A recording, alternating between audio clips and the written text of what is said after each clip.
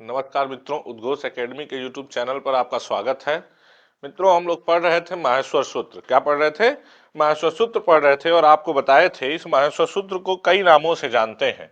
इस माहेश्वर सूत्र को शिव सूत्र के नाम से जानते हैं, शिव सूत्र के नाम से जानते हैं। इस माहेश्वर सूत्र को चतुर्दश चतुर्दश चतुर्दश खंड के नाम से जानते हैं। कहीं कहीं यदि चतुर्दश खंड नहीं लिखा है तो क्या लिखा होता है? चतुर्दश चतुर्दश चतुर्दश सूत्र लिखा होता है। तो इसी को चतुर्दश सूत्र के भी नाम से जानते हैं। इसी माहेश्वर सूत्र को, चूंकि इसी से बनता है प्रत्याहार, तो हम प्रत्याहार सूत्र के भी नाम से जानते हैं। इसी में छिपा हुआ है संस्कृत की वर्णमाला, इस नाते इसको वर्ण समाम्नाय के नाम से भी जानते हैं। बहुत सारे नामों से इसको जाना जाता है। कुछ भी पूछे उसका उत्तर यही एक ही होगा, शिव सूत्र या माहेश्वर सूत्र होगा, जिसका पिछले वीडियो में हम चर्चा भी किए थे। और देखिए, और थोड़ी बात इस पे कर लेते हैं जो पिछले वीडियो में हम किए भी थे आपसे, और थोड़ा सा इसको और समझने का हम लोग प्रयास करते हैं। क्या क्या इससे सवाल बनते हैं, किस तरीके से सवाल पूछता है। तो देखिएगा, पिछले वीडियो में हम आपसे चर्चा किए थे कि ये जो माहेश्वर सूत्र है, ये जो माहेश्वर सूत्र है, इसमें ये जो पहला सूत्र है, ये जो पहला सूत्र है, देखिएगा, इस पहले सूत्र में लिखा हुआ है क्या? अ इ उ ड़। दूसरा सूत्र क्या है? री रे क। तीसरा क्या है? ए ओ ङ। चौथा क्या है? ऐ औ च। फिर क्या है? ह य व र ट। फिर ल ड़। फिर य म ङ ण न म। फिर झ भ ञ, घ ढ ध स, ज ब ग ड द स, ख फ छ ठ थ, च ट त व, क प य, श ष स र, ह ल। इसको पढ़ते वक्त हम आपको बताए थे कि इसको आप हमेशा जब भी पढ़ें तब दो भागों में तोड़ लें, ख फ छ ठ, ठ और फिर च ट त व। तो इससे क्या होगा कि पढ़ना में आसानी हो जाएगी, क्योंकि इसको पढ़ेंगे तो थोड़ा सा पढ़ना कठिन होगा, ये जल्दी याद नहीं होता है, बड़ा हो जाता है इसमें तो याद नहीं होता है। तो हम ऐसा पढ़ते हैं कि कोई एक वर्ण कब गायब हो जाए पता न चले। ठीक है, तो देखिएगा, गायब नहीं करना है, ऐसे पढ़ना है कि बोल लें आराम से, ख फ छ ठ थ, च ट त व, ख फ छ ठ थ, च ट त व। इस तरीके से करके इसको पूरा का पूरा क्या करना है? बोल लेना है। अब देखिएगा, हम पहली बात तो ये चर्चा करते हैं, ये पूरा का पूरा माहेश्वर सूत्र बना कैसे है। पूरा का पूरा ये माहेश्वर सूत्र बना कैसे है, पहले इसकी बात कर लेते हैं, फिर आपको इसके बारे में और अच्छे से समझाते हैं। तो आपको पता है कि हिंदी में आप पढ़े होंगे तो पहले क्या आता है? स्वर आता है। स्वर के बाद जब व्यंजन शुरू होता है, तो व्यंजन जो शुरू होता है वो कहां से होता है? क ख ग घ से। क फ ग घ ङ। फिर च छ ज झ ञ। फिर क्या आता है? ट ठ ड ढ ड़। फिर त थ द त थ द त थ द ध न। त थ द ध न। फिर प फ ब भ म। इसके बाद क्या आता है? य र ल व। फिर श श श और ह। इतने वर्ण आते हैं। ठीक है, इसके अलावा देखेंगे तो संयुक्ताक्षर भी आता है, जिसको कहते हैं क्ष, त्र, ज्ञ और स्र। तो पहली बात तो एक चीज ध्यान रखे कि ये जो संयुक्ताक्षर है ये पूरे माहेश्वर सूत्र में नहीं आता है। पूरे माहेश्वर सूत्र में कहीं भी ध्यान से देखेंगे तो ये संयुक्ताक्षर नहीं लिखा मिलेगा आपको। क्यों नहीं लिखा मिलेगा? तो यदि आपसे सवाल ये पूछे भी परीक्षा में कि क्या संयुक्ताक्षरों की गणना माहेश्वर सूत्र में होती है, तो आपको कहना है कि संयुक्ताक्षरों की गणना माहेश्वर सूत्र में नहीं की जाती है। क्यों नहीं की जाती है? तो इसका कारण ये है कि ये श किससे मिलके बना है? क और स और अ से मिलके बना है। इसी तरीके से आपको इसको पिछले वीडियो में बताए थे कि ये संयुक्ताक्षर किससे मिलके बने होते हैं। तो पाणिनि ये कहते हैं कि यदि हम यहां देखेंगे, अ का दीर्घ क्या होता है? आ होता है। आ नहीं लिखे हैं, अ का दीर्घ आ नहीं लिख रहे हैं, तो हम इस संयुक्ताक्षरों को क्यों लिखें? ठीक है, क्यों नहीं लिखते हैं? ये कहते हैं, आगे हम आपको पढ़ेंगे कि अ के 18 भेद होते हैं। अ के कितने भेद होते हैं? 18 भेद होते हैं। तो कहते हैं हम 18 भेदों को थोड़ी लिख पाएंगे। तो इस नाते जैसे अ का दीर्घ आ होता है, कहते हैं इसी अ और अ मिलकर के आ बन जाता है, तो इसी अ से आप आ भी समझ लीजिए, और इसी अ से आप अ के 18 भेद समझ लीजिए। इस नाते उनका कहना है कि संयुक्ताक्षर भी क्या होते हैं? कई वर्णों से मिलकर बने होते हैं। तो हम क पहले ही बता चुके हैं, देखिएगा यहाँ क आ गया है, श भी आ गया है। आप देखेंगे यहाँ आपको श भी मिल जाएगा। कहां मिलेगा? यहाँ पे आपको कहीं ना कहीं श भी मिल जाएगा। ज ब ग ड द स ख फ छ ठ थ च ट त व, यहाँ पे देखिए स भी मिल गया, ठीक है। और अ भी आपको यहाँ पर मिल गया। कहते हैं जब संयुक्ताक्षर ही है, इन्हीं वर्णों से मिलके बनने वाले हैं, तो हम इसको अलग से गिनते नहीं हैं, आप इसी से मिलके क्या कर लीजिए, बना लीजिए। अब देखिएगा, अब इसको हटाने के बाद हमारे पास कितने वर्ण बचे? इसको हटाने के बाद हमारे पास वर्ण बचे यही, ये जो वर्ण बच गए, यही हमारे पास व्यंजन बचे, यहां से लेकर के यहां तक, और ये दोनों। तो इस पूरे महास्वर सूत्र की कैसे रचना हुई है? इस पूरे महास्वर सूत्र की कैसे रचना हुई है, आइए इस बात को हम समझते हैं। देखिएगा, हम लोग पढ़ने के आदी हो गए हिंदी की वर्णमाला। क्या पढ़ने के आदी हो गए हैं? हिंदी की वर्णमाला पढ़ने के आदी हो गए हैं। इस नाते हमको लगता है कि ये जो संस्कृत की वर्णमाला लिखी हुई है, ये बड़ा कठिन लिखा हुआ है, बड़ा कठिन लिखा हुआ है। लेकिन आपको पता होगा कि जो हिंदी है वो संस्कृत से होके ही निकली है। पहले संस्कृत था, फिर हिंदी, फिर उससे क्या हुआ है, धीरे धीरे पाली प्राकृत अपभ्रंश होते हुए हिंदी तक पहुंचे। तो जो हिंदी की वर्णमाला है, जो हमको आसान लगता है, देखेंगे सेम यही वर्णमाला क्या है, संस्कृत की भी है, बस थोड़ा सा वर्णों को इधर उधर लिख दिया गया है, ठीक है। देखते हैं कैसे ये इससे यही इसका निर्माण हुआ है। तो देखिएगा, ये जो य र ल व हैं, इनको क्या कहते हैं? तो इनको हम कहते हैं अंतस्थ। क्या कहते हैं? अंतस्थ कहते हैं। इन वर्णों को क्या कहते हैं? उष्म कहते हैं। ये जो वर्ण है ये पंचमाक्षर हैं, ये जो वर्ण है ये चतुर्थ अक्षर हैं। ये कौन से हैं? तृतीय अक्षर हैं, ये द्वितीय अक्षर हैं, और ये क्या है? प्रथमाक्षर हैं। अब देखिएगा, ये जो वर्ण है, इन्हीं से मिलके कैसे ये बना है। तो हिंदी में भी पहले क्या आ जाता है? स्वर आ जाता है। तो ध्यान दीजिएगा, एक, दो, तीन, चार, इन चार सूत्रों में क्या आपको दिख रहा है? स्वर दिख रहा है। क्या दिख रहा है? स्वर दिख रहा है। और आपको पिछले वीडियो में चर्चा भी किए थे, एक ह यहां भी दिखेगा आपको, एक ह यहां भी दिखेगा। ह पूरे महास्वर सूत्र में कितनी बार आया है? 2 बार आया है, ठीक है। तो यदि इस ह को अभी हटा दें, इस ह को हटा दें ध्यान से, तो देखेंगे य व र और ल, य व र ल, यही तो है। इनको क्या कहते हैं? अंतस्थ कहते हैं। तो इस 5 और 6 जो सूत्र है, इसमें क्या छिपा हुआ है? इसमें अंतस्थ वर्ण छिपे हुए हैं। क्या छिपे हुए हैं? अंतस्थ वर्ण छिपे हुए हैं। इसके बाद देखेंगे य म ङ ल न। अब इसको उल्टा जाइए, यहां से आ जाइए किस पे? इस पंचमाक्षर पे।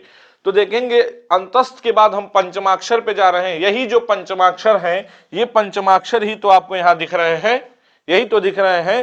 तो ये जो हैं, ये क्या हैं? ये पंचमाक्षर हैं। क्या है? पंचमाक्षर हैं।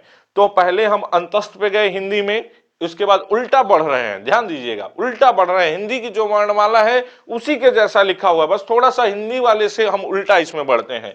तो इससे कहां पे पहुंचे? इस वाले पे पहुंचे, पंचमाक्षर पे। अब पंचमाक्षर के बाद कौन सा वर्ण आएगा? चतुर्थ अक्षर। तो चतुर्थ अक्षर में देखिए ध है, झ है, ढ है, ध है, यही है ना। तो देखिए यहाँ झ भ घ ढ ध आ गया कि नहीं? इन दो सूत्रों में, 8वें और 9वें सूत्रों में वर्ग के कौन से वर्ण आ रहे हैं? चतुर्थाक्षर आ रहे हैं। वर्ग के कौन से वर्ण आ रहे हैं? चतुर्थाक्षर आ रहे हैं। इसके बाद देखेंगे चौथे के बाद क्या आता है? तीसरा। तो यही जो तीसरे वर्ण है, इस पूरे के पूरे लाइन में आपको तीसरे वर्ण दिखेंगे। तो ये वर्ग का कौन सा अक्षर है? ये तृतीयाक्षर है, ठीक है। अब देखेंगे तृतीयाक्षर के बाद क्या आएगा? द्वितीय अक्षर, और द्वितीय के बाद क्या आएगा? प्रथम। तो यहां से यहां तक देखेंगे वर्ग के ये जो द्वितीय वर्ण है, यही साफ साफ यहां लिखे हुए हैं। उसके बाद इस ये वाला वर्ण शुरू हो जाता है तो च ट त और क और प, ये इन दो सूत्रों में वर्ग के द्वितीयाक्षर और वर्ग के प्रथमाक्षर ये दोनों के दोनों वर्ण छिपे हुए हैं।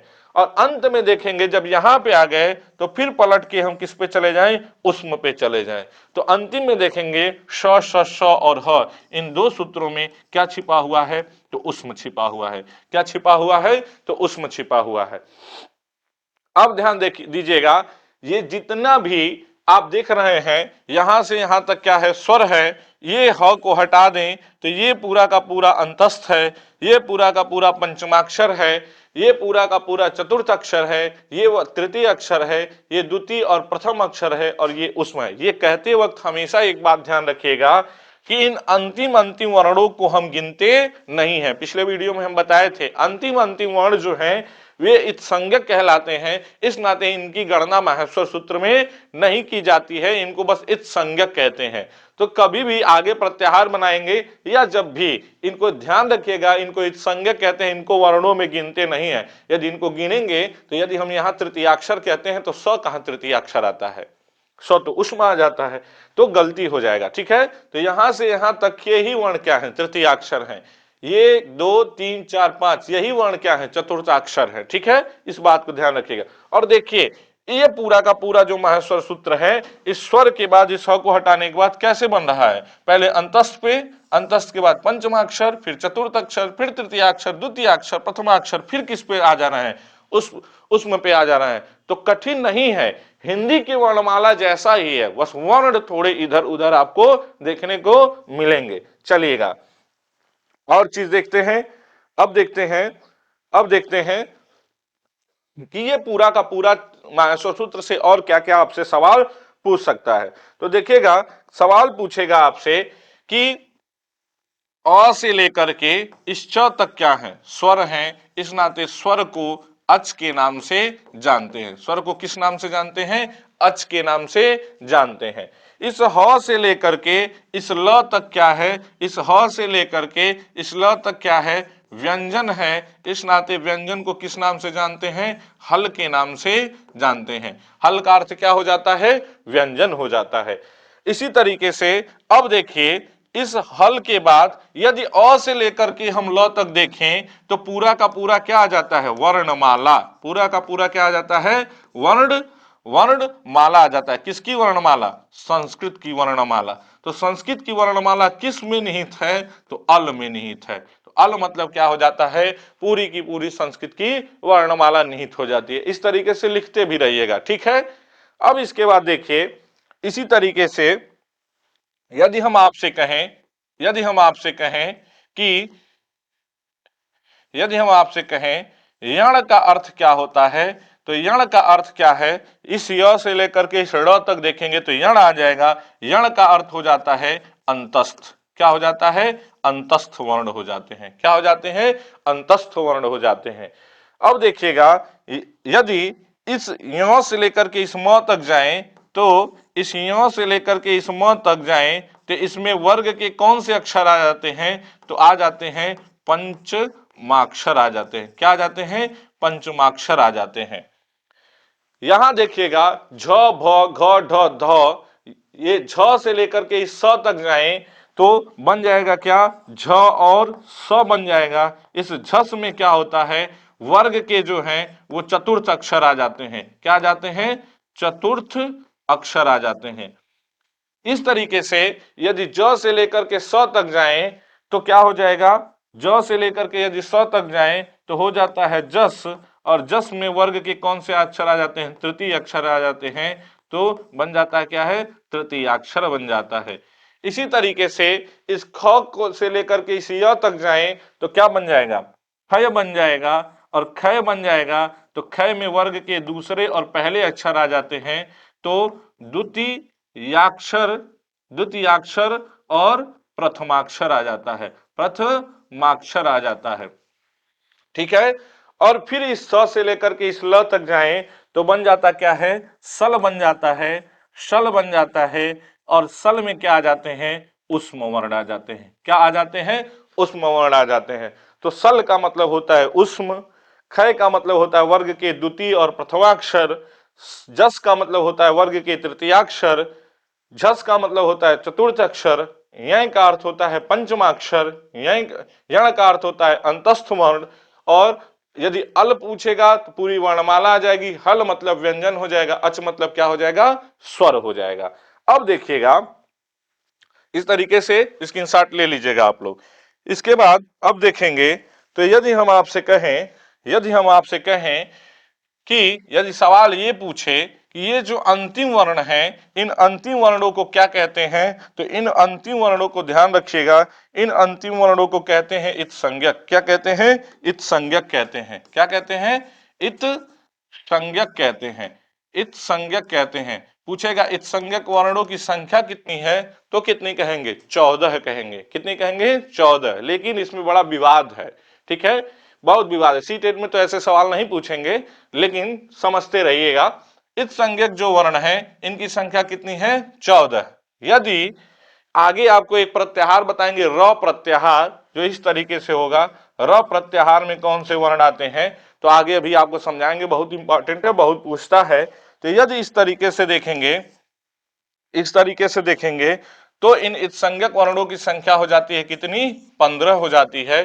कितनी हो जाती है, 15 हो जाती है। और एक चीज और ध्यान रखिएगा, ड़ ऐसा इत संज्ञक है, आपको बताए भी थे, इस चीज की चर्चा भी किए थे हम आपको, इस चीज की चर्चा भी किए थे कि ड़ ऐसा इत संज्ञक है जो पूरे माहेश्वर सूत्र में 2 बार आया है। एक ड़ यहां आया है और एक ड़ यहां आया है। तो यदि पूछे कौन ऐसा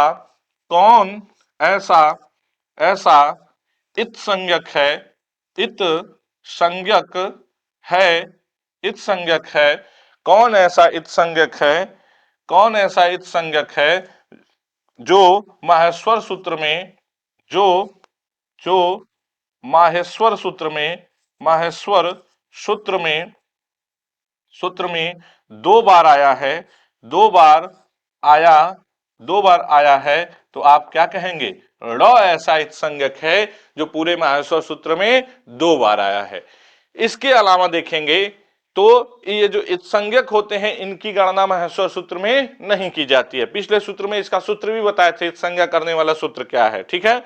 इसके अलावा यदि आपसे पूछे कि कौन सा ऐसा व्यंजन वर्ण है जो माहेश्वर सूत्र में 2 बार आया है, तो किसको कहेंगे, ह को कहेंगे कि ह माहेश्वर सूत्र में कितनी बार आया है, 2 बार आया है। इसके अलावा यदि आपसे पूछे कि कौन सा ऐसा व्यंजन है, कौन सा ऐसा व्यंजन है जो माहेश्वर सूत्र में 2 बार आया है, तो किसको कहेंगे, तो कहेंगे हम किसको, ह को। किसको कहेंगे, ह को कहेंगे कि ह ऐसा व्यंजन है जो माहेश्वर सूत्र में 2 बार आया है। हो सकता है इस तरीके से भी पूछ ले, कौन सा ऐसा आदि वर्ण है जो माहेश्वर सूत्र में 2 बार आया है, तो देखिएगा ह यहां पर भी शुरू में है, ह यहां पर भी शुरू में है, तो आदि वर्ण भी पूछेगा तो भी क्या कहेंगे, ह को ही कहेंगे। ह ही ऐसा आदि व्यंजन है जो माहेश्वर सूत्र में कितनी बार आया है, 2 बार आया है। चलिए इतनी बातें हम जान गए जितना हमको सीटेट में जरूरत है, ठीक है। आगे बहुत सारी इसमें भी और भी बातें करनी है, जिसको हम यूपी टेट की दृष्टि से जब करेंगे तब करेंगे। अभी समय बचा करके उतना पढ़ें जितना हमारा सीटेट के लिए क्या हो, जरूरी हो। चलिएगा देखिएगा, हम आपको अब बनाना सिखाते क्या है, प्रत्याहार। सबसे जो जरूरी है वो क्या है, प्रत्याहार सीखना हमारे लिए। क्या है, प्रत्याहार। प्रत्याहार शब्द उब्द कैसे बना है ये सब पढ़ेंगे हम यूपी टेट के लिए। अभी इस चीज की जरूरत नहीं है, ऐसा नहीं पूछेगा सी टेट में, ठीक है। तो प्रत्याहार शब्द कैसे बना है यूपी टेट में देखा जाएगा। देखिएगा प्रत्याहार, प्रत्याहार जो है, अब देखेंगे प्रत्याहार का अर्थ क्या होता है, ये होता है संक्षेपी, संक्षेपी करण होता है। क्या होता है, संक्षेपीकरण, अर्थात संक्षिप्त कर देना। अभी तक इससे पहले जो अच आप कह रहे थे वो अच क्या है, प्रत्याहार ही है। तो उसमें बस करना क्या था, संक्षेपीकरण में, जैसे मान लीजिए हम कहें अक, अक बनाइए, अक प्रत्याहार में कौन से वर्ण आते हैं, अक। अब देखिएगा अक में जितने वर्ण आते हैं उतने को सीधे अक कह दिया। कैसे हम प्रत्याहार बनाएंगे, तो देखिएगा अधिकतर प्रत्याहार का जो पहला वर्ण होता है उसको लिख लिया जाता है, अंतिम वर्ण होता है उसको छोड़ दिया जाता है, क्योंकि इसमें क्या लगा होता है, हलंत लगा होता है। इस नाते इस वर्ण को हम क्या कर देते हैं, छोड़ देते हैं। और इन दोनों वर्णों के बीच में यदि कोई संज्ञक और मिल गया तो उसको भी हम क्या कर देते हैं, छोड़ देते हैं। तो देखिएगा इस अ से लेकर के इस क तक क्या बन गया, अक। तो कौन से वर्ण मिल गए, अ ई उ। देखिए यहां एक संज्ञक मिल गया तो इसको लिखेंगे नहीं, री और लिरी। तो क्या हो जाएगा, अक का मतलब अ को तो लिखना है, अ को लिख लेंगे तो अ ई उ री और लिरी वर्ण आ जाते हैं, री और लिरी वर्ण आ जाते हैं। क तक पहुंच गए लेकिन क को लिखना नहीं है। तो एक चीज ध्यान रखिएगा, जब माहेश्वर सूत्र बनाएंगे, अरे जब प्रत्याहार बनाएंगे तो अ वर्ण को क्या करेंगे, पहला वर्ण जो होगा उसको लिखेंगे, अंतिम वर्णों को क्या करेंगे, हम छोड़ देंगे। इनके बीच के जितने वर्ण होंगे उनको लिख लेंगे, लेकिन हलंत वर्ण कोई मिल जाएगा तो उसको लिखना नहीं है। इसी तरीके से यदि मान लीजिए हम आपसे कहें एच प्रत्याहार बनाइए, कौन सा प्रत्याहार, एच प्रत्याहार बनाइए, तो देखेंगे एच प्रत्याहार में कौन से वर्ण आएंगे, ए को ढूंढेंगे कहां लिखा हुआ है। तो देखिए ए लिखा है यहाँ पे, च देखेंगे हमेशा कहां मिलेगा, अंतिम में ही। ये जो दूसरा वर्ण होगा हमेशा अंतिम में ही मिलेगा। तो देखिए च कहां मिल गया, यहां पर। तो ए से लेकर के च तक जाएंगे, ए को क्या करेंगे, लिख लेंगे, तो बन गया ए। और च तक जाएंगे लेकिन च को लिखेंगे नहीं, च को लिखेंगे नहीं। देखिएगा ए हो गया, फिर क्या मिल गया, ओ मिल गया, ओ मिल गया, फिर क्या मिल गया, ङ, लेकिन इसको लिखेंगे नहीं, आई और औ, आई और औ। तो ये ध्यान दीजिए क्या बन गया हमारे साथ, एक प्रत्याहार बन गया। क्या बना लिए हम लोग, एक प्रत्याहार बना लिए। एक चीज ध्यान रखिएगा, जब भी हम प्रत्याहार बनाएंगे तो ये जो च है वो हमेशा अंतिम में मिलेगा, क है ये हमेशा अंतिम में ही कहीं न कहीं मिलेगा, अर्थात ये जो दूसरा वर्ण है वो हमेशा अंत में मिलेगा। तो कहीं न कहीं सीधे पहला चीज देखना है, ये अंतिम वर्ण को ढूंढ लेना है। अंतिम वर्ण जब ढूंढ लेंगे, जैसे मान लीजिए हम किस कोई प्रत्याहार है जिसमें अंतिम वर्ण क्या मिल गया, ट मिल गया, तो ट को पहले पकड़ लिए, फिर देखेंगे कि अगला जो वर्ण लिखा हुआ है अब इसके बाद ही इधर ही कहीं लिखा होगा, इसके इधर कहीं नहीं मिलेगा, कहां मिलेगा, इसके पीछे ही कहीं न कहीं मिलेगा। तो हमेशा ये कोशिश करना है कि अंतिम वर्ण को पहले ढूंढ लेना है और उसके बाद ढूंढना है कि जो इधर पहला वर्ण लिखा हुआ वो कहां लिखा हुआ है, फिर उन दोनों के बीच के वर्णों को जोड़ करके लिख देना है, अंतिम अंतिम को क्या करना है, छोड़ देना है। अब देखिए यदि आपसे पूछे कि प्रत्याहारों की संख्या कितनी होती है, प्रत्याहारों की संख्या कितनी होती है, तो देखेंगे प्रत्याहारों की संख्या होती है 42। कैसे क्या होता है अब आपको हम दिखा रहे हैं, देखिएगा यहां लिखा हुआ है प्रत्याहारों की संख्या क्या होती है, 42 होती है। प्रत्याहारों की संख्या कितनी होती है, 42 होती है, लिखा हुआ है ना 42। अब देखिएगा 42 ऑप्शन में नहीं है तो हम ढूंढेंगे कितना, 44। कितना ढूंढेंगे, 44 ढूंढेंगे। 44 हमारा ऑप्शन सही होगा, ठीक है। कैसे 42 से 44 सही होगा ये हम आपको अभी बताते हैं। 43 भी हो सकता है, 44 भी हो सकता है। तो कैसे लेकिन मुख्य रूप से यदि आपसे पूछे कि प्रत्याहारों की संख्या कितनी है तो कितनी कहेंगे, 42 कहेंगे। कितनी कहेंगे, 42 कहेंगे। यदि आप वर्णों को भी देखें, यदि आप वर्णों को भी देखें तो वर्ण भी कितने हैं, वर्ण भी शुद्ध रूप से कितने हैं, 42 ही हैं। 9 स्वर हैं, 9 स्वर हैं और कितने व्यंजन हैं, 33 व्यंजन हैं पूरे माहेश्वर सूत्र में। तो 9 और 33 कितना होता है, 42 होता है। 9 और 33 कितना होता है, 42 वर्ण भी है प्रत्याह माहेश्वर सूत्र में और 42 प्रत्याहार भी बनते हैं। एक चीज और देखिएगा, यदि ह को 2 बार गिन लिया जाए तो व्यंजनों की संख्या 33 से मिलाकर के कितनी हो जाती है, 34। तब 42 की जगह क्या हो जाएगा, 43 हो जाएगा। 42 की जगह क्या हो जाएगा, 43 हो जाएगा। अब देखिए, अब देखिए ये पूरा का पूरा क्या है, प्रत्याहार बना हुआ है, प्रत्याहार बना हुआ है। इधर माहेश्वर सूत्र भी लिखा हुआ है ताकि आपको तुरंत प्रत्याहार बनाने में कोई दिक्कत ना हो। लेकिन परीक्षा में इस तरीके से माहेश्वर सूत्र लिखा नहीं मिलेगा, आपको इसको किसी भी दशा में याद करना ही पड़ेगा। यदि ये याद हो जाएगा तो पूरा का पूरा यूपी टेट में तो 7-7 8-8 नंबर पाएंगे, लेकिन सी टेट के लिए ये याद करना बहुत जरूरी है। इसी के बहाने हम संधि पढ़ेंगे, इसी के सहारे हम आगे सब कुछ पढ़ेंगे, तो इसको याद करना बहुत जरूरी है क्योंकि ये वर्णमाला है संस्कृत की। और देखिएगा अब दिखाते हैं आपको कि कैसे कैसे ये पूरा का पूरा माहेश्वर सूत्र बना हुआ है, कैसे कैसे पूरा का पूरा ये प्रत्याहार बना हुआ है। देखिएगा जब हम प्रत्याहार बनाने जाते हैं तो अभी हम आपको बताएं कि पहला वर्ण लिखना है, अंतिम वर्ण छोड़ देना है। अब देखिएगा पहला प्रत्याहार क्या पूछा है, अण प्रत्याहार। अण प्रत्याहार में अ लिखा है, र देखिए लिखा नहीं है, र को क्या कर दिया गया है, छोड़ दिया गया है। तो देखिएगा अ यहां भी है, र यहां भी है, क्या है, अ और र लेकर के अ ई उ, तो क्या लिखा हुआ है, अ ई उ। र पहुंचे, र को लिखे नहीं, र को क्या कर दिए, छोड़ दिए, और बन गया कौन सा प्रत्याहार, अण प्रत्याहार हमारे सामने बन के तैयार हो गया। अब देखिएगा अण प्रत्याहार के साथ बड़ी समस्या है। अण प्रत्याहार में ड़ यहां भी तो है और ड़ यहां भी तो है। जब अण कहा जा रहा है तो कौन सा ड़ लें, यह लें कि यह लें।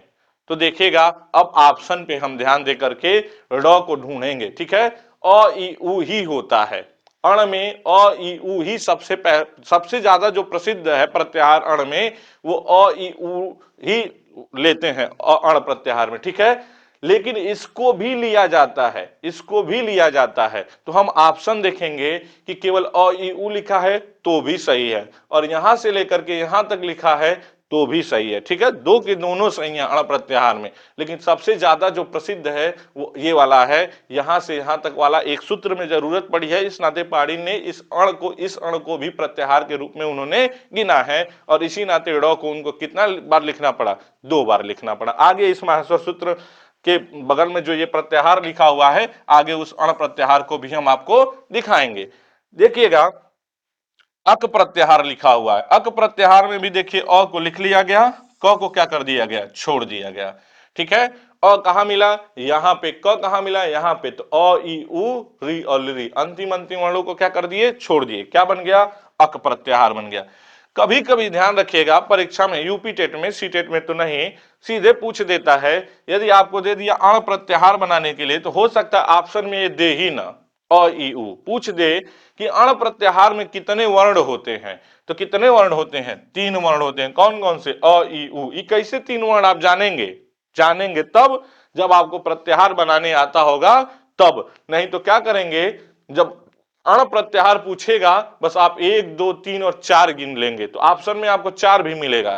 तो ध्यान रखिएगा इत संज्ञक वर्ण जो है उनको हमको लिखना नहीं है, उनको जोड़ना भी नहीं है, उनको छोड़ देना है। तो 1 2 3, तब कितने हो जाएंगे, 3। इसी तरीके से अक पूछा तो अ से लेकर के क तक जाएंगे, और 1 2 3 4 5 कितने वर्ण हो गए, 5। देखिए कितना लिखा हुआ है, 5 लिखा हुआ है। तो यदि इस तरीके से पूछे कि वर्णों की संख्या कितनी है, तो ये याद रहेगा, तो सीधे हम जोड़ के बता देंगे इतने वर्ण हैं। यदि आपसे प्रत्याहार पूछे तो इस तरीके से आप क्या बना लेंगे, प्रत्याहार बना लेंगे, दोनों आसान है।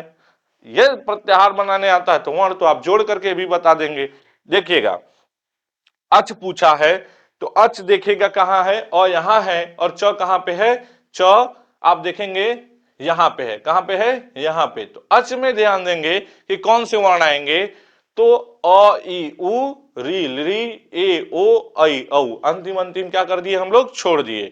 तो वर्ण यदि पूछे संख्या कितनी है, तो जोड़िए 1 2 3 4 5 6 7 8 9, ठीक है। संख्या कितनी है, तो देखिएगा 9, और वर्ण कितने हैं, तो अ ई उ री और ली, ए ओ ऐ औ, ठीक है। बन गया क्या, अच प्रत्याहार। ध्यान दीजिए अ को तो लिखा गया है, च को लिखा नहीं गया है, और इसके बीच में जितने भी इत संज्ञक वर्ण मिले उनको हम क्या कर दिए, छोड़ दिए। इतना आसान है प्रत्याहार बनाना। इस तरीके से देखेंगे, इस तरीके से देखेंगे तो बहुत सारे प्रत्याहार हमारे सामने बने हुए हैं, बहुत सारे प्रत्याहार हमारे सामने बने हुए हैं। और इसको यदि बनाएं, अट प्रत्याहार बनाएं, तो अ को ढूंढेंगे कहां मिल गया, पहले ही मिल गया, ठीक है। ट को ढूंढे कहां मिल गया, देखेंगे यहां मिल गया। तो अ से लेकर के ट तक जितने भी वर्ण हैं इनको हम क्या कर दिए, लिख दिए। देखिए यहां साफ साफ लिखा हुआ है, बस क्या नहीं आपको मिलेगा, अंतिम अंतिम वर्ण लिखा नहीं मिलेगा, क्योंकि क्या है, वो इत संज्ञक है। तो ट देखिए आपको लिखा नहीं मिलेगा, और इसी के जैसा जितने हलंत लगा है कोई नहीं लिखा मिलेगा, जो पहला वर्ण है वो आपको लिखा मिल जाएगा, ठीक है। यदि पूछे कि संख्या कितनी है, तो जोड़ के बता देंगे, यदि बनाने आता होगा तो संख्या भी बता देंगे कितनी है, 13 है। इसी तरीके से अण देखिए, अ ई उ वाला भी अण और यहां वाला भी अण, तो देखिएगा यहां से लेकर के यहां तक वाला जो अण होगा उसमें भी पूरा का पूरा ये वर्ण आ जाएंगे और यहाँ पे ह से लेकर के ल वाला भी वर्ण आ जाएगा, ह य व र और ल आ जाएगा और बन जाएगा क्या, अण प्रत्याहार। और अण प्रत्याहार में वर्णों की संख्या पूछे तो क्या हो जाएगा, 14 हो जाएगा। अब देखिएगा यदि ऐसा पूछ दे कि अण प्रत्याहार में वर्णों की संख्या कितनी है, ऑप्शन में 3 भी हो, ऑप्शन में 14 भी हो, तब क्या करेंगे, तब क्या करेंगे, तब ध्यान रखिएगा उसमें जरूर लिखा होगा कि दो के दोनों सही हैं। क्या लिखा होगा, दो के दोनों सही हैं। 3 भी होता है, 14 भी होता है, ठीक है। देखिएगा इसी तरीके से अब आगे देखेंगे, अम लिखा हुआ है तो देखिएगा अ लिखा मिल गया, म लिखा नहीं मिला, म को ढूंढेंगे कहां लिखा हुआ है, म यहाँ है, तो इस अ से लेकर के इस म तक क्या कौन सा प्रत्याहार बन गया, अम प्रत्याहार बन गया। इसी तरीके से यहां देखेंगे अस प्रत्याहार है तो अ यहां मिल गया, स देखिए लिखा नहीं है, स कहां आपको दिख रहा है, स यहां दिख रहा है, तो इस अ से लेकर के इस स तक प्रत्याहार बन गया, क्या बन गया, अस प्रत्याहार बन गया। ये आकार आदि क्रम में लिखा हुआ है, पहले अ आ रहा है फिर ई आएगा, इस नाते आपको अ ज्यादा मिल रहा होगा, ये नहीं है कि अ से ही शुरू होगा सब प्रत्याहार, ठीक है। अब अस में कितने वर्ण आ रहे हैं, 29 वर्ण आ रहे हैं। अल में देखिए ल पूरा का पूरा क्या आ जाएगा, वर्णमाला आ जाएगा, तो अ देखिए लिखा हुआ है और ल तक हम लोग गए हैं, ल यहाँ है, तो यहाँ तक हम लोग जब गए हैं तो पूरा अ से लेकर के ल तक क्या बन गया, अल प्रत्याहार बन गया। इसी तरीके से बनता है क्या, प्रत्याहार। इसी तरीके से क्या बनता है, प्रत्याहार बनता है। देखिएगा इक प्रत्याहार, इक प्रत्याहार में क्या होगा, कौन कौन से वर्ण आएंगे, तो ई को देखिए पहले लिख लिया गया है, क तक गया है लेकिन क तक को लिखा नहीं गया है, और ई कहां मिल गया, यहाँ पे, क कहां मिल गया, यहाँ पे। देखिएगा बीच में इस संज्ञक ड़ आया है तो ड़ को भी हम लोग क्या कर दिए हैं, छोड़ दिए हैं। इसी तरीके से इच में देखिएगा ई को लिख लिया गया है, च को छोड़ दिया गया है, जितने भी बीच में संज्ञक मिले हैं उनको हम लोग क्या कर दिए हैं, छोड़ दिए हैं, और ई से लेकर के च तक के वर्णों को पूरा का पूरा लिख लिया गया है। इसी तरीके से ई है, ई को लिख लिया गया, ड़ को क्या कर दिया गया, छोड़ दिया गया, बीच में जितने संज्ञक हैं उनको क्या कर दिया गया, छोड़ दिया गया। संख्या पूछे तो संख्या भी साथ में बताते रहिएगा, ठीक है। उक में देखिएगा उ लिख लिया गया, क को छोड़ दिया गया, बीच में जो भी संज्ञक मिला क्या, ड़, इसको भी क्या कर दिया गया, छोड़ दिया गया। तो इस तरीके से बनता क्या है, प्रत्याहार बनता है, ठीक है। इस तरीके से क्या बनाया जाता है, प्रत्याहार। इस तरीके से ये देखिए सब प्रत्याहार है, आप स्क्रीनशॉट लेते रहिएगा, घर पे बनाना सीखते रहिएगा। इस तरीके से बन जाता है क्या, पूरा का पूरा प्रत्याहार बन जाता है, पूरा का पूरा प्रत्याहार बन जाता है। अब देखेंगे लास्ट में आपको जो प्रत्याहार देखने को मिलेगा, दो बहुत विवादित प्रत्याहार देखने को मिलेंगे, दो बहुत विवादित प्रत्याहार देखने को मिलेंगे। कोई भी देखिएगा इस तरीके से बनता है प्रत्याहार, और इसमें जैसे झस प्रत्याहार आया तो झ को तो लिख लिया गया, झ को तो लिख लिया गया, ये मत जानिएगा कि सारा बस ऐसे ही सब हम पार कर दे रहे हैं, आ नहीं रहा है, सब आपको तो बता ही दिए, सब ऐसे ही बनना है, ठीक है। देखिएगा झ को लिख लिया गया, स को छोड़ दिया गया। अब इसमें देखेंगे झ कहाँ मिल गया, यहाँ पे, स कहाँ मिल गया, यहाँ पे, झ से लेकर के स तक वर्णों को लिख लिया गया, अंतिम अंतिम को छोड़ दिया गया, बन गया कौन सा प्रत्याहार, झस प्रत्याहार। वर्णों की संख्या कितनी हो जाती है इसमें, 10 हो जाती है, कितनी हो जाती है, 10 हो जाती है। इस तरीके से आगे देखेंगे, टोटल मिलाकर के प्रत्याहार कितने बन गए हैं, 42। कितने बन गए हैं, 42 प्रत्याहार बन गए हैं। टोटल प्रत्याहारों की संख्या कितनी हो गई है, 42 हो गई है। 42 में देखेंगे ज और श मिलकर के क्या हो गया, जस प्रत्याहार। ज कहां है, तो ज देखेंगे यहां पर है, स कहां है, यहां पर है, तो ज ब ग ड द मिलकर के क्या बन गया, ज ब ग ड द मिलकर बन गया जस प्रत्याहार। और ये नहीं है कि ये इसी क्रम में है, किसी भी क्रम में हो, बस प्रत्याहार आपको बनाना आना चाहिए, पहले वर्ण को लिखना है, अंतिम वर्ण को छोड़ देना है। अब देखिएगा दो यहां पर प्रत्याहार बने हुए हैं जिसपे क्या लगा हुआ है, स्टार लगा हुआ है, क्या लगा हुआ है, स्टार लगा हुआ है। इस 42 के बाद इन दोनों को यदि गिन लें तो कितनी संख्या हो जाएगी, 44। कितनी संख्या हो जाएगी, 44। इनको क्यों नहीं गिना जाता है, तो कुछ आचार्य इसको प्रत्याहार मानते हैं, कुछ आचार्य इसको प्रत्याहार नहीं मानते हैं। इस नाते कहीं सीधे प्रत्याहारों की संख्या लिखा होता है तो 42 ही लिखा मिलता है। जब इसको प्रत्याहार नहीं मानेंगे तो प्रत्याहारों की संख्या कितनी हो जाएगी, 42। यदि इन दोनों को प्रत्याहार मान लेंगे तो प्रत्याहारों की संख्या हो जाएगी 44। इन दोनों में क्या लिखा हुआ है, जो ध्यान दीजिएगा, इन दोनों में जो लिखा हुआ है वो क्या लिखा हुआ है, वो लिखा हुआ है एक प्रत्याहार है र और एक प्रत्याहार है यम। एक प्रत्याहार है क्या, र, और एक प्रत्याहार है यम। क्या है इसमें, क्या है इसमें देखिएगा, तो थोड़ा विवादास्पद है, थोड़ा ये विवादास्पद है। आपको अभी इत संज्ञक वर्णों की संख्या कितना बताए थे, इत संज्ञक वर्णों की संख्या यदि शुद्ध रूप से देखें तो कितनी है, 14। इसमें से भी ड़ 2 बार आ जाता है तो एक बार गिने तो कितना है, 13। लेकिन हम इत संज्ञक वर्णों की संख्या आपको 15 भी बताए थे। कैसे 15 हो जाता है, तो ये र प्रत्याहार लिखा हुआ है। कौन सा प्रत्याहार, र प्रत्याहार। देखेंगे इसमें कहीं दूसरा वर्ण आपको दिख नहीं रहा होगा, कहीं दूसरा वर्ण आपको दिख नहीं रहा होगा। भले दिख नहीं रहा है लेकिन इस र को तोड़ेंगे तो र और अ मिल करके क्या बना है, र। तो ये अ जो है यही दूसरा वर्ण है, ये जो अ है यही इसमें दूसरा वर्ण है। और ये आपको कहां मिलेगा, तो इस र को देखें तो र है, इस ल को देखें तो ल है, इस ट को हटा देंगे, ल को तोड़ेंगे तो ल में भी क्या छिपा हुआ है, अ छिपा हुआ है। तो इस र को लेंगे और इस र के बाद ट को छोड़ देंगे, इस ल में अ को इत संज्ञक मान लेंगे। इस र और ल को मिलकर के बनता क्या है, र प्रत्याहार। इस र और इस अ को लेकर के क्या बन जाता है, बन जाता है र प्रत्याहार। क्या बन जाता है, र प्रत्याहार। और र प्रत्याहार में ये र और ये ल दो वर्ण आते हैं। क्या आते हैं, र और ल, ये दो वर्ण आते हैं। ध्यान रखिएगा, आपको पहले से भी पता होगा कि व्यंजन जो होते हैं, व्यंजन में जो अ छिपा होता है, व्यंजन में जो अ छिपा होता है वो, जैसे ह में भी क्या छिपा है, अ, य में भी अ, व में भी अ, र में भी अ, ल में भी अ। ये जो व्यंजनों में अ छिपा होता है वो उसके उच्चारण के लिए छिपा होता है कि उसका उच्चारण हम सही तरीके से कर पाए। तो यही जो ल का अ है, ल का जो अ है, इसी को इत संज्ञक मान लिया गया। ल के अ को, ल के अ को इत संज्ञक मान लिया गया। यदि आप देखें ध्यान से, इस ल के अ को इत संज्ञक मानेंगे तो ल आ प्लस अ हो जाएगा। यहां पे क्या है, यहां पे है र, र को भी तोड़ देंगे, र प्लस अ हो ही जाएगा। ठीक है, तो देखिएगा इस र को लेकर के और इस अ को लेकर के जब एक साथ लिखेंगे तो क्या बन जाएगा, र मिल जाएगा। और पुरानी किसी किताबों में देखेंगे इस र के ऊपर चंद्रबिंदी भी लिखा होता है। ये जो माहेश्वर सूत्र पढ़ते हैं तो इसमें चंद्रबिंदी भी लगा होता है। ठीक है, तो वही क्या बन गया है, इस तरीके से र प्रत्याहार बन गया है। तो र प्रत्याहार में ये र और ये ल दो वर्ण आ जाता है और बन जाता है क्या, र प्रत्याहार बन जाता है। यदि नहीं भी पता है तो ऐसे बस रट लीजिए कि र पे र और ल वर्ण आते हैं। ठीक, समझने में दिक्कत हो रही हो तो ठीक है। अब देखिएगा, ये पिछली बार परीक्षा में पूछा भी था, यूपी टेट में पूछा भी था। सी टेट में तो नहीं पूछेगा लेकिन यूपी टेट में जरूर ही पूछेगा क्योंकि बहुत पूछता है।